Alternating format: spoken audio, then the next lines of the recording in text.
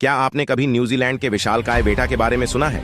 इसका वजन गौरैया से भी अधिक हो सकता है और इसे प्राप्त करें मोनार्क तितलियां उत्तरी अमेरिका से मध्य मैक्सिको तक 3000 मील तक प्रवास करती हैं। लेकिन रुको, और भी है।